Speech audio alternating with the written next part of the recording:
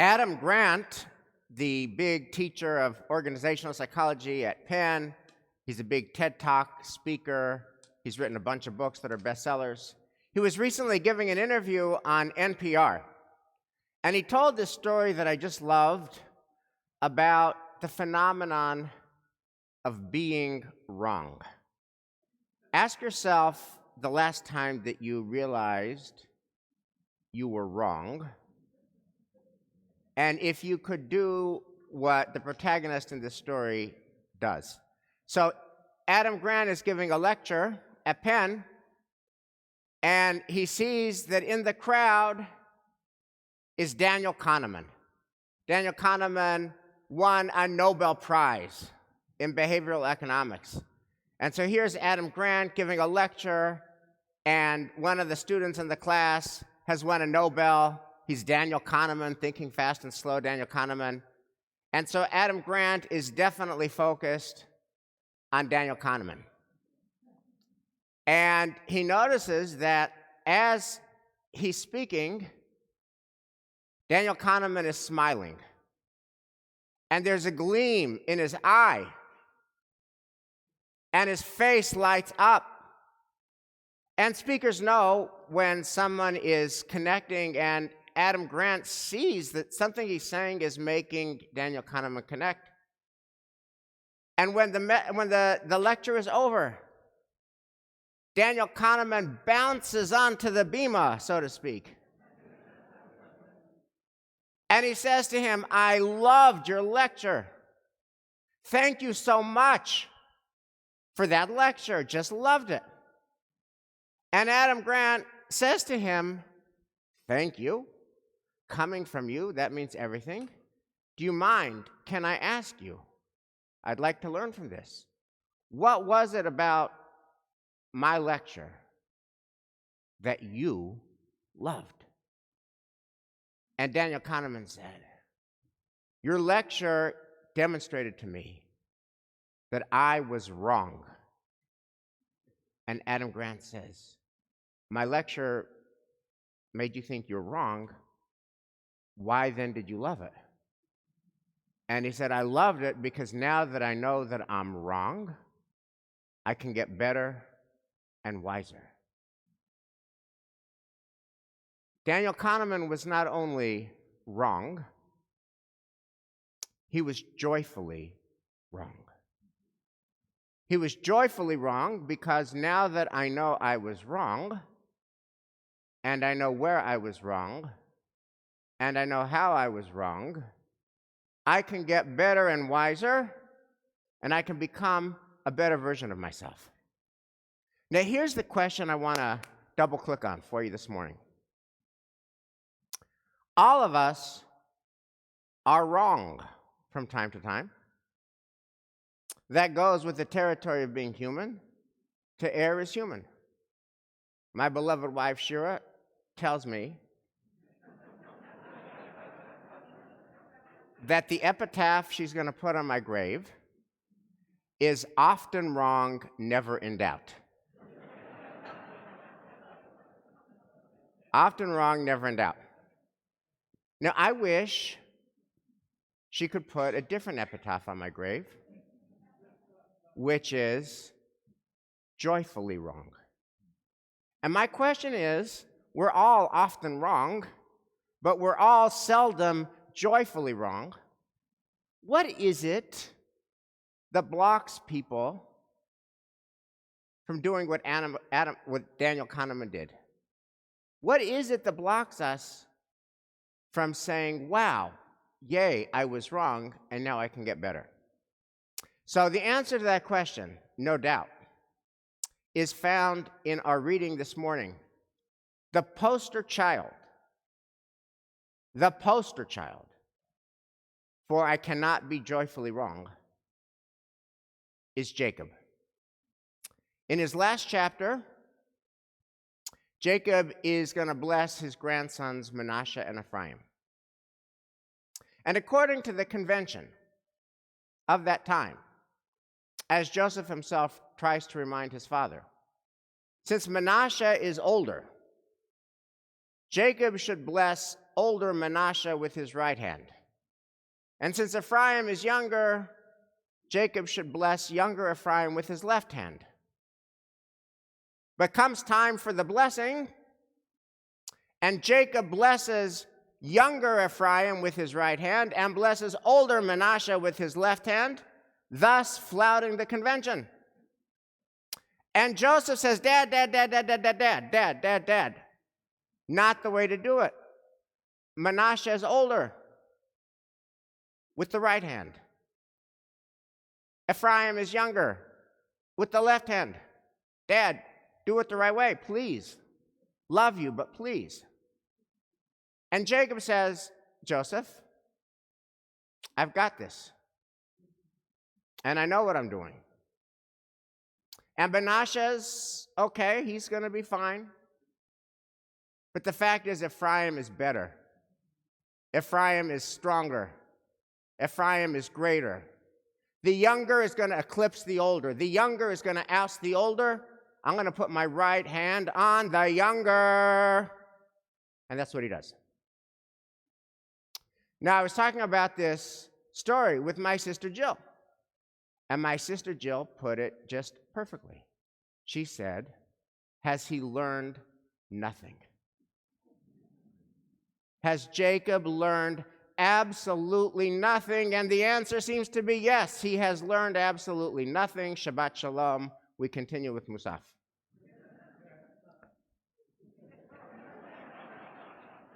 He's learned nothing. After all, think about Jacob's life. His entire life, his family life, has not once but twice been ruined by invidious comparison of siblings. His family life, not once but twice, has been ruined by the virus of who's going to eclipse who's going to oust who's going to be greater than who's going to be stronger than who. The younger is going to eclipse the older. Not once but twice. In his original family, his trying to eclipse Esau causes the implosion of the whole family. After he steals the blessing from his blind father that was intended for his older brother, the family implodes. He never sees his parents again. He doesn't see his brother for 20 years. And when he finally does, there's a residue of discord and distrust that never goes away. And then Jacob, having done that in his family of origin, repeats it by preferring Joseph. Family implodes. Doesn't see his son, mourns his son. Residue of discord and distrust between the brothers.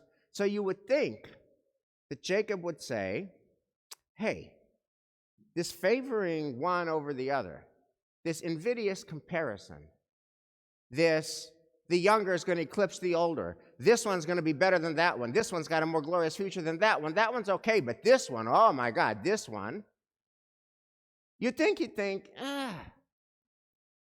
not a good idea.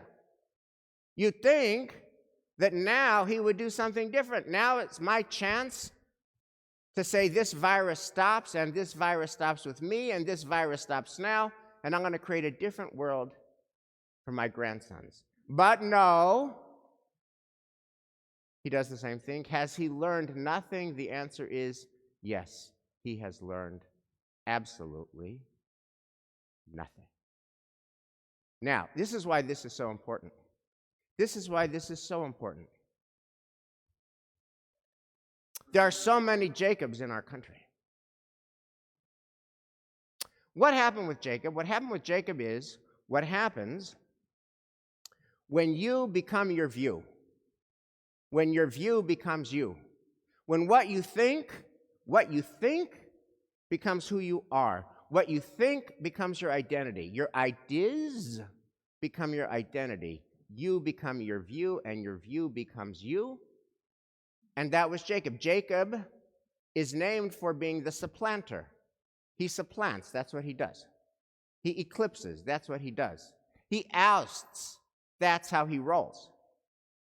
And because he thinks, because his view is, because his idea is that supplanting is good, that's what he does. Again and again and yet again, a supplanter will supplant.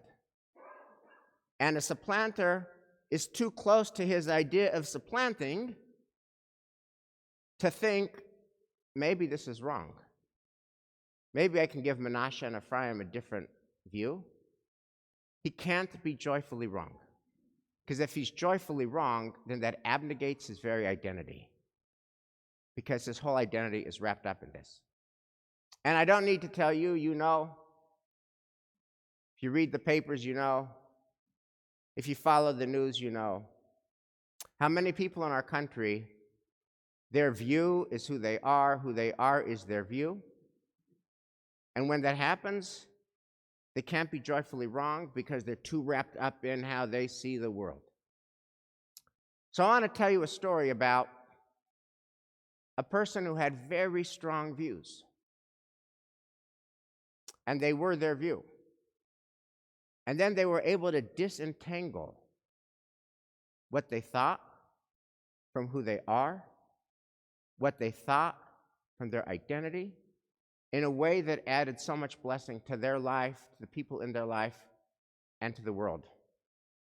So one day, it was September 1, 1986, it was a Monday. A 35-year-old woman named Laura Scroff is walking in Manhattan at 56th and Broadway. And Laura Scroff at this time is 35 years old, and she is just crushing life. She is successful. She is super successful. She has a big job in advertising. She's pulling down a big salary. She has a luxury condo. She's just in control of life. And on that day, she was actually going to the U.S. Open. She had tickets to the U.S. Open. She didn't even love tennis, but she loved being able to have tickets to the U.S. Open. Because if you have good tickets to the U.S. Open, you're kind of making it in life, and she's making it in life. Laura Scroff, 35, on the rise, making it in life, and she's in her world. And then as she's walking at 56th and Broadway, she hears somebody say, Lady, do you have any spare change? I'm really hungry. And she walks on by. She walks on by. She doesn't stop. She doesn't hear him. And she explains why she doesn't hear him.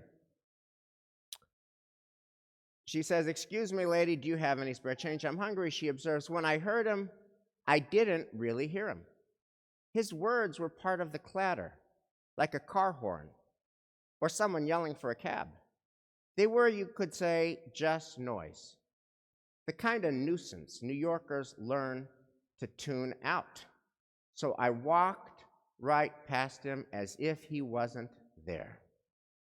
And then, and I'm still not sure why I did this, I came back. So she asked the question, why did she walk past him initially? And there were two very compelling reasons. Number one, he wasn't on her schedule. And she keeps a schedule. She says, I'm a woman whose life runs on schedules. I make appointments. I fill slots. I micromanage the clock. I bounce around from meeting to meeting, ticking things off a list. I'm not merely punctual. I'm 15 minutes early for any and every engagement. That's how I live. It is who I am. Why did she ignore him? As she puts it, and I quote, very simply, because he was not in my schedule. And then there's another reason as well. And we can all connect with the second reason for sure, if not also the first reason, because there's just a lot of panhandlers. She notes, after a while, you just got used to them. Hard, gaunt men and sad, haunted women, wearing rags, camped on corners, sleeping on grates, asking for change. They were just so prevalent that most people made an almost subconscious decision to simply look the other way, to basically ignore them. The problem seems so vast, so endemic, that stopping to help a single panhandler could feel all but pointless. So she can explain very well why she walked on by. She can't quite explain what it was in her that made her turn around. But at a certain moment, it dawned on her that walking past him because she was so busy, would have been wrong. Something in that moment, what she saw, claimed him, claimed her heart. She says, I saw that he was a child, tiny body, sticks for arms, big round eyes. He wore a burgundy sweatshirt that was smudged and frayed and ratty burgundy sweatpants to match. He'd scruffed white sneakers with untied laces, and his fingernails were dirty, but his eyes were bright, and there was a general sweetness about him. He was, I would soon learn, 11 years old. So she comes back to him and says, I won't give you spare change, but I'd love to take you for lunch. And so she takes him to McDonald's, the nearest McDonald's near 56th and Broadway in New York City. And she asks him, when was the last time you've eaten a meal? And he can't remember the last time he's eaten a meal. And so he eats. He says, can I get whatever I want on the menu? And she says, yes. And so in one sitting, he eats a cheeseburger, a Big Mac, large French fries, Diet Coke, and a large, thick chocolate shake. And then she hears his story. And it's a story that she couldn't even imagine could happen. His story is that his father is a gang member and left the family at the age of 6. And his mother is a crack and heroin addict. His name is Maurice Mazik. And in his entire 11 years, he's received 2 gifts. One is a toy truck, and the other is a joint. And so Laura Scroff's heart was melted by Maurice Mazik, and they continued to meet. That was a Monday, for 150 Mondays. Every Monday, they would have lunch. At first, she would take him to McDonald's, and they would eat there. And then she took him to her home, this fancy condo. And he had never in his life sat down to a home-cooked meal.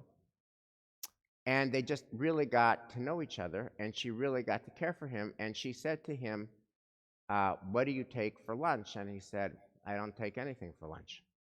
And so she said, I want to start making you lunch. And he said, well, if you do, will you put it in a brown paper bag? Specifically a brown paper bag. And she said to him, sure, but why a brown paper bag? And 11-year-old Maurice Mazik said, because if a kid comes to school carrying lunch in a brown paper bag, that means somebody out there in the world cares about them. Roll the film forward. Maurice Mazik is now an adult. He's married. He and his wife have 7 children. And he credits Laura Scroff with turning his life around. They continue to see each other every month. And his 7 children know and love Laura Scroff, and they call her Auntie Laura. And she says, for her part, that the single proudest accomplishment in her life is that she can call Maurice Mazik her friend. She wrote a whole book about this, about a 30-year friendship called An Invisible Thread. And the birth of An Invisible Thread was that moment when she had walked past him and wasn't going to see him and wasn't going to respond and didn't hear and didn't see, and she stopped. And even though she was busy and he wasn't on her schedule, and even though he's just a panhandler and there's a city full of panhandlers and she can't solve all the problem of all the desperation and all the poverty on the streets, so she was very fortified in her ability to say no again. Something in her called to her made her realize she needed to respond. And she calls her book An Invisible Thread, because that moment of being joyfully wrong created an invisible thread that connected her not only to Maurice, but to a mission of repair.